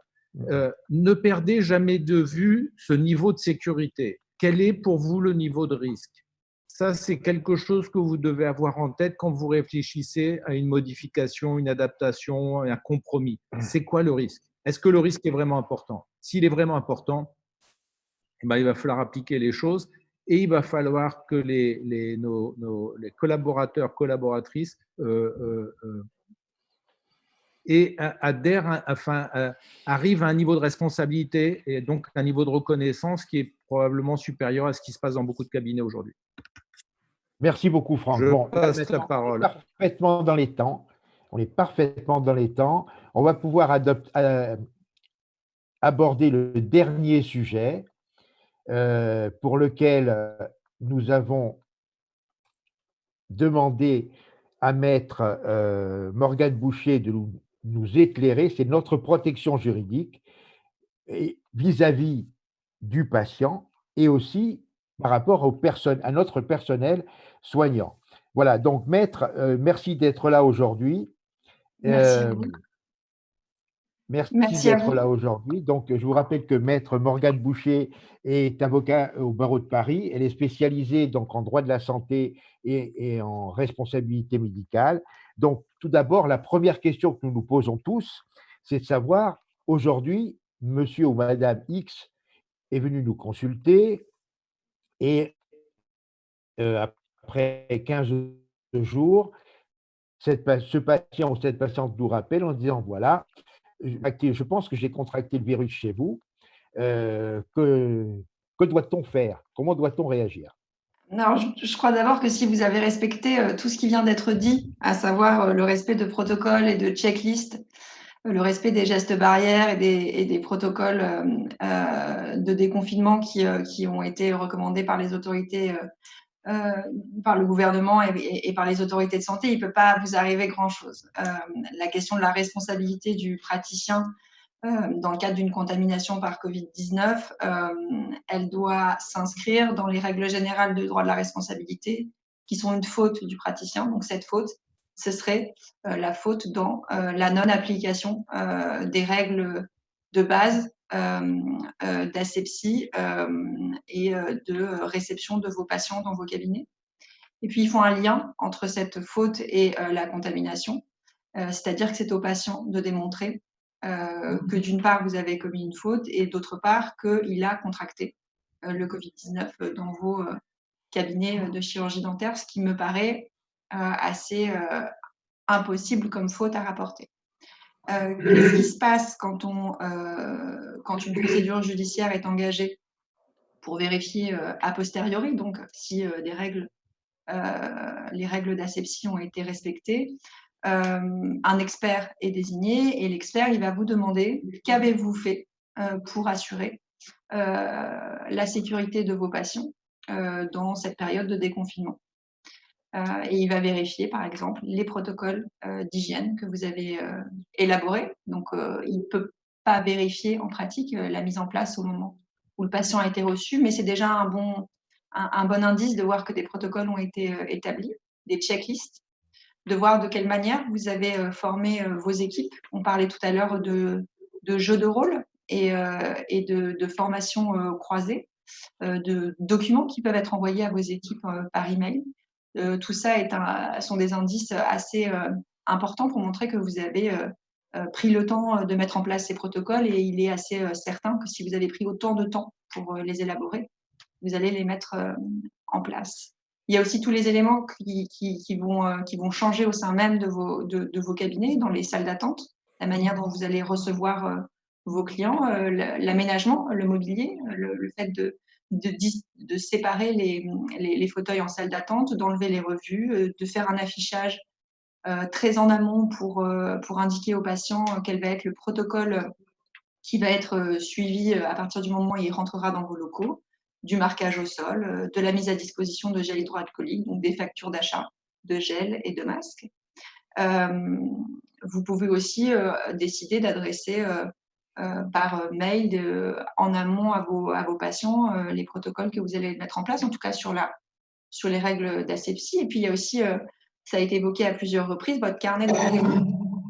Il n'est pas impossible qu'on vous demande d'indiquer la fréquence à laquelle vous avez reçu les patients. Je crois qu'il faut que tout le monde comprenne que c'est une période exceptionnelle, que vous n'allez pas reprendre une activité normale dès lundi, que le temps qui va être nécessaire à la mise en œuvre de ces protocoles, le temps normal de mise en place de ces protocoles, mais le temps d'apprentissage qui a été évoqué tout à l'heure, fait que vous n'allez pas avoir un taux d'occupation, en tout cas avec vos patients, et une rentabilité qui est, en tout cas dans les premières semaines, identique à celle que vous connaissiez avant. Et lorsque un expert ou un juge va se pencher sur la manière dont vous avez géré la reprise de votre activité professionnelle, s'il voit que le nombre de patients est incompatible avec la mise en œuvre effective de ces protocoles et la mise en œuvre sérieuse de ces protocoles, c'est un indice défavorable sur leur mise en œuvre effective. Je crois que tout le monde va devoir être patient. Vous avez aussi des relais qui sont importants, vos assureurs, qui, eux, ont pu, pour certains, mettre en place des outils techniques, des aides aussi.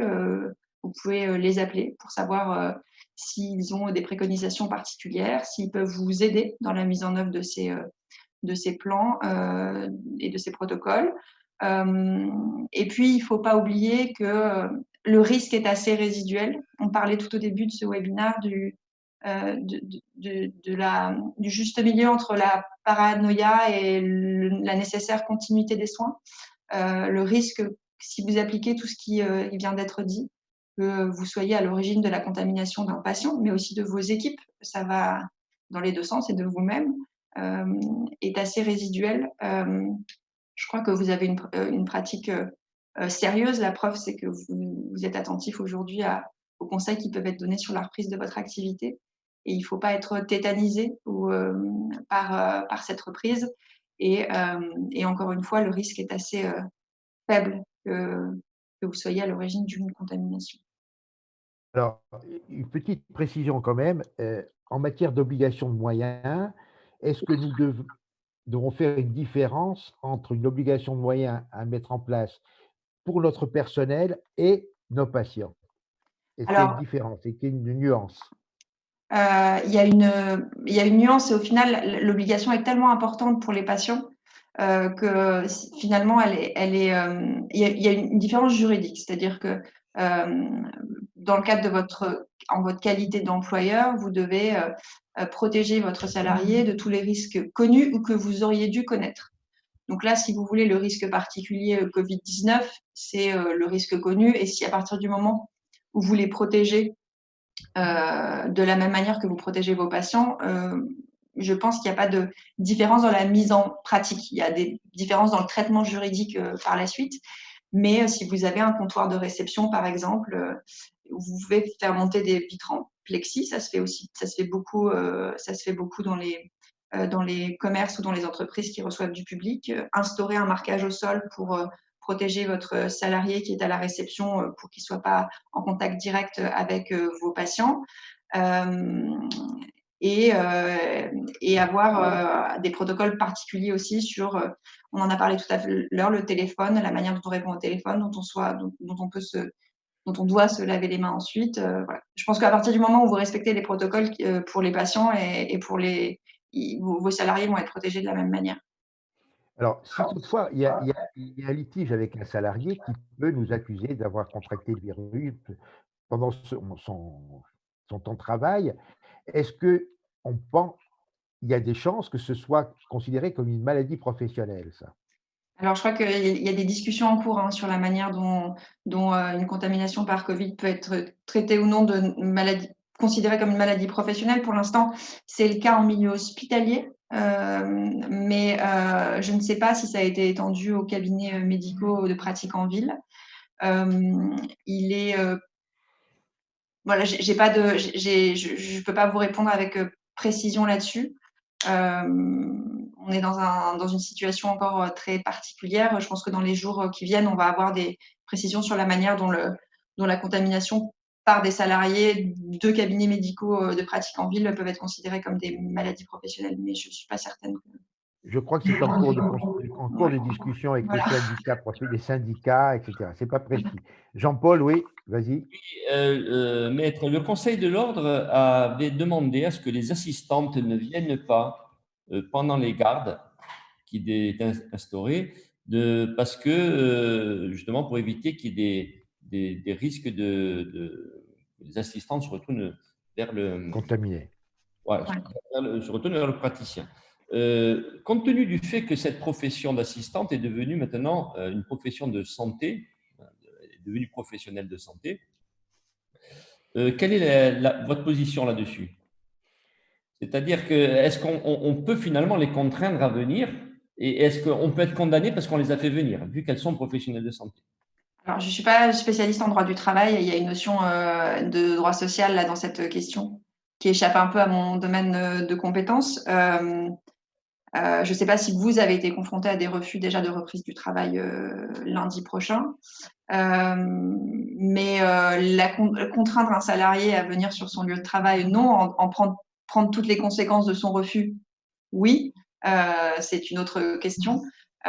J'ai entendu tout à l'heure que pour certains soins, les assistantes n'étaient pas, en tout cas pendant la période de confinement, n'étaient pas autorisées dans la salle de soins.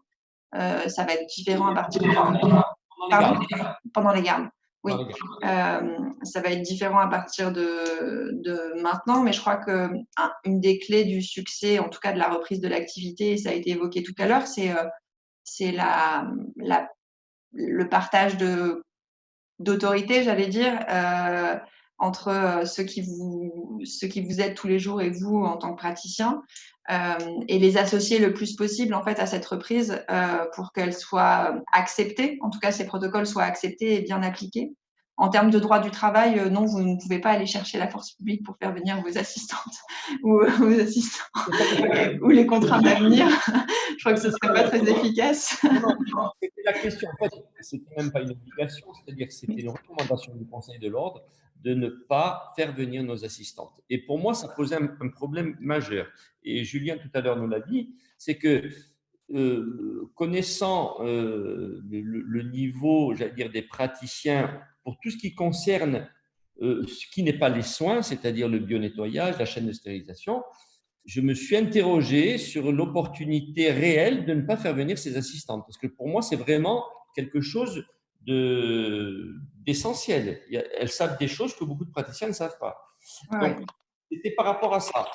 J'imagine que c'était pour vous. C'était pendant la période de confinement ou c'est à partir de… C'est-à-dire que là, les personnes qui sont reçues jusqu'au 11 sont reçues dans le cadre d'un système qui a été mis en place par le l'ordre. Et à partir de là, on est obligé de… Écoutez, moi, je le comprends. Si vous voulez, cette recommandation qui s'inscrivait dans un protocole de prise en charge des clients dans le cadre du confinement avec un système de garde et des cas d'urgence, des cas d'urgence, j'imagine, se justifie, si vous voulez, par les circonstances exceptionnelles qu'on a vécues pendant les 8 dernières semaines. Je pense qu'aujourd'hui, la reprise du travail est actée pour les professionnels de santé le 12 mai. On n'est plus du tout dans le cadre de ces recommandations-là et les assistantes comme les gens qui s'occupent de l'administratif, alors dans la mesure où c'est pas possible de le faire en télétravail, doivent… la recommandation, c'est qu'ils rentrent vous aider dans votre pratique quotidienne. Franck, tu avais une remarque. Franck, vas-y. J'avais une question, Maître. Pendant la préparation, on avait de ce webinaire, vous nous aviez évoqué ce que nous pouvons faire pour apporter au moins je ne sais pas si on peut appeler ça la preuve, parce que c'est très juridique, mais la preuve de notre bonne foi sur la mise en œuvre de la bonne pratique avec les factures, etc. Est-ce que vous pourriez le préciser pour nos consoeurs et confrères? Oui, bien sûr. Comme je l'ai évoqué tout à l'heure, l'analyse en tout cas de la réelle mise en œuvre des protocoles et des bonnes pratiques, elle se fera a posteriori, donc normalement sur pièce. Donc, si vous avez acheté du gel hydroalcoolique et des masques en grand nombre, les factures vous permettront de prouver que vous avez acheté ces gels et que, en toute logique, vous les avez mis à la disposition de vos patients et des gens qui peuvent les accompagner. Alors, encore une fois, dans les protocoles, il faut mieux qu'ils viennent seuls, sauf circonstances exceptionnelles. Des photos des affiches que vous avez pu installer sur la porte de votre cabinet, à la réception, dans la salle d'attente, pour expliquer quel allait être le protocole qui allait être mis en place, vos carnets de rendez-vous avec des rendez-vous plus espacés qu'à l'accoutumée, notamment puisqu'on va vous demander aussi si vous avez pris le temps d'expliquer quel allait être le protocole que vous allez mettre en place à vos patients. Donc ce temps-là aussi est un temps qui s'ajoute au temps normal de consultation. Les surblouses, les masques, les maintenances de climatisation, j'ai entendu parler de tout ça tout à l'heure.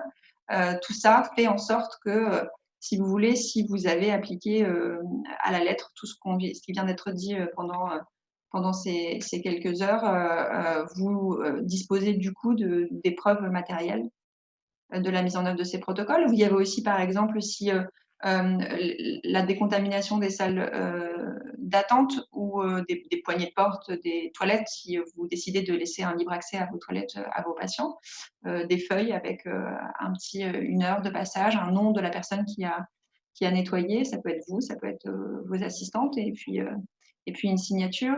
Voilà, les checklists, les protocoles, et puis dans le dossier médical du patient, l'écrire en fait avant toute chose. Checklist, protocole Covid, au début de toute prise en charge. Comme on dit souvent, tout ce qui n'est pas écrit n'est pas fait. Là, voilà, si vous prenez le réflexe d'écrire que vous avez respecté le protocole Covid avant la prise en charge, déjà, ça vous rappelle qu'il faut le faire si jamais il y a des choses qui vous avaient échappé. Et puis surtout, ça vous ménage la preuve que vous l'avez, en tout cas la preuve matérielle que vous l'avez respecté. Les formations que vous pouvez délivrer aussi à vos équipes. Certains vont passer le week-end à simuler pour faire des jeux de rôle pour vérifier que les protocoles sont bien réglés. J'imagine qu'il y a des échanges, mail, WhatsApp, ce genre de choses qui sont au final assez simples à démontrer si un jour votre responsabilité est engagée. Bien, je crois qu'on arrive au terme de ce webinaire et je vous remercie tous. Avant de nous quitter quand même, un petit mot de conclusion sur, par exemple, la difficulté, je pense, de changer nos habitudes et de pérenniser ce changement. Est-ce que vous avez des commentaires à faire, tous les trois, donc Maître Boucher, Franck et Jean-Paul? Alors moi, je pense que je ne connais pas votre pratique évidemment quotidienne. Évidemment, ça va prendre du temps. C'est frustrant d'avoir une pratique qui est bouleversée. On se sent, j'imagine, moins efficace dans sa pratique, moins efficace dans sa prise en charge. On trouve qu'on ne voit pas assez de patients et ça va rentrer assez vite dans l'ordre. Mais il faut que vous fassiez confiance. Il ne faut pas hésiter à faire fonctionner la confraternité, le coup de téléphone à un ami et ce genre de choses qui permettent aussi d'échanger sur les bonnes pratiques et les difficultés, de renouveler ce genre d'échanges qui, à mon sens, doivent être mis en place de manière régulière. Et puis vous faire confiance à vos patients et à vos équipes. Je pense que c'est très important pour la fluidité des soins et puis pour reprendre une vie aussi normale que possible. Ok, Franck. Franck ou Jean-Paul? Franck est plus légitime sur ce type de réponse. Je laisse le conclure. Alors je pense sincèrement que, même si jamais c'est encore une fois c'est un drame, et je minimise pas l'impact social et économique que ça, pour nous, ça peut être une réelle opportunité de remise en cause. Et je vous donne rendez-vous dans 6 mois. Ceux qui auront été capables de s'adapter, c'est-à-dire, bon, vous avez la montagne devant vous, vous pouvez dire, ben non, moi c'est trop haut, je reste en bas, et vous pouvez grimper cette montagne, et là-haut, ben, vous serez encore un peu plus près de l'air pur. J'en suis persuadé parce que c'est la prise en compte de ces mesures d'hygiène qu'on avait complètement délaissées. L'organisation efficiente, ça veut dire c'est de l'efficacité globale. Qu'on a jusqu'à maintenant, bah, ça marchait tout seul. Et puis vous avez la nouvelle convention qui arrive, c'est déjà un petit coup de massue. Et puis ben, on traîne encore les pattes parce que on ne sait pas trop quoi faire. Puis là maintenant on est face au mur. Alors, qu'est-ce qu'on fait? Est-ce que vous prenez l'échelle et puis, à la force des poignets, vous grimpez, ou est-ce que vous attendez que ça se passe encore? Donc, il y en a qui vont attendre que ça se passe, et puis il y en a beaucoup qui vont se dire, bon, bah, tant pis, on y va. Et vous allez voir que nous sommes armés. Encore une fois, les dentistes dans les professions médicales sont les personnes qui sont les plus aptes à faire face à cette pandémie. Demandez à votre gynéco d'aller voir sa salle de stérilisation, à votre ORL ou à votre ophtalmo. Et puis, on va rediscuter. Nous sommes armés pour faire face à cette pandémie. Il faut qu'on change notre paradigme. Écoutez, c'est le propre de l'homme de s'adapter. C'est comme ça qu'on est arrivé à ce qu'on est. En bien ou en mal, ben nous, on va le faire en bien. Voilà, c'était ma petite conclusion philosophico. Voilà. Jean-Michel, est-ce que tu as des questions moi, je suis tout à fait en accord avec ce que dit Franck. Ça va être l'opportunité de mettre en place ce dont on rêve depuis longtemps, et on va pouvoir travailler dans de bonnes conditions au final, tout en sécurité. Alors, est-ce qu'il y a peut-être une question qu'on a oublié d'aborder, peut-être que c'est peut-être un peu tard, mais je pense qu'on va prendre 5 minutes de plus. Est-ce qu'on va pouvoir compenser le surcoût occasionné par ces mesures? Jean-Paul, tu as peut-être une idée là-dessus. Oui, de toute façon, on l'a déjà dit. Le surcoût par ces mesures, il va être, à chaque fois qu'on va recevoir un nouveau patient, on va avoir un surcoût. L'idée, c'est d'en recevoir très peu. Je vais prendre l'exemple extrême. On a un patient dans la journée pour lequel on va faire que de l'endo ou que de… Voilà. Forcément, les mesures, on gagnera de l'argent parce que avant, du consommable, des gants, toutes les demi-heures, c'était des épis à jeter, quoi. Là, si on a 4-5 patients, je reviens sur ce que disait Frédéric Diener. Lui travaille depuis des années comme ça, et il dit, mais d'abord, j'ai plus de temps pour moi et je gagne plus d'argent. Parce que le temps, à chaque fois qu'on a une demi-heure, on a ce que je disais au webinaire précédent, on a le temps social pour discuter un petit peu, histoire de le mettre en condition, et puis tout le temps de remise en état du poste de travail qui nous mange du temps. Si on a 2 patients, ce temps va s'ajouter. Si on en a 10, il va être multiplié par 10.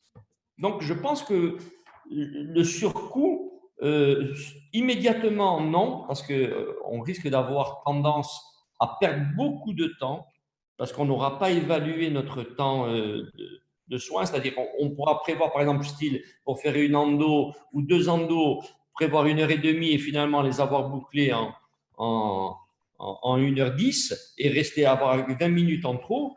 Mais lorsqu'on aura bien calibré ce temps de travail, je pense que ça peut être une opportunité, comme disait Franck. Je pense que ça peut être une belle opportunité et beaucoup plus serein pour nous. Ça va être d'autant plus une opportunité que…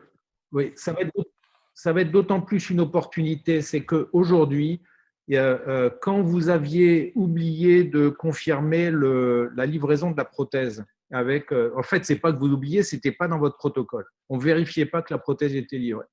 Eh bien, plusieurs fois par mois, vous n'aviez pas reçu la commande, vous n'aviez pas reçu la prothèse, vous n'aviez pas le matériel, et puis zut, le patient il arrivait, puis il repartait, et ça partait en pertes et profits. Aujourd'hui, vous ne pouvez plus vous permettre parce que on a cette tension du nombre de patients qu'on ne peut pas faire venir à n'importe quel moment. Il va falloir réorganiser nos soins. Et donc, toute cette attention d'organisation que vous allez mettre maintenant par obligation, vous allez voir que ça va vous faire non pas gagner de l'argent, mais vous allez arrêter de perdre beaucoup d'argent par tous ces trucs, ces pertes de temps, ces rendez-vous qui ne sont pas confirmés, toutes ces choses. Vous allez voir que vous allez arrêter de perdre de l'argent, et je suis persuadé, on refait le webinaire dans 6 mois, que au final, pour ceux qui vont prendre l'échelle, que le bilan sera positif, j'en suis sûr. Alors, non seulement on n'aura pas perdu d'argent, on en aura gagné, mais nous aurons protégé nos patients et notre personnel soignant. Je pense que c'est très important de préciser ça aussi. Hein. Quoi qu'il en soit, merci à tous les 3 d'avoir participé, tous les 4, pardon. Je n'oublie pas Julien. d'avoir participé à ce webinaire. Ça a été vraiment très, très, très intéressant. Je pense que tout le monde a appris énormément de choses. Donc, les conclusions, enfin, du moins les lignes guides que nous avons dégagées pendant cette heure et demie, en aucun cas, bien évidemment, elles ne sauraient se substituer aux recommandations que nous allons recevoir dans les prochaines heures, j'espère, de la part de nos autorités de tutelle, la HAS, le Conseil national de l'ordre, etc. Merci beaucoup et bravo. Et il est temps maintenant de nous séparer. Je vous donne rendez-vous. N'oubliez pas que demain, nous avons un dernier webinaire de cette série avec Jean-Louis Giovanoli et nous essaierons de parler de la prévention de la périimplantite. Merci à tous et portez-vous bien et prenez soin de vous. Au revoir. Merci, au revoir. À bientôt.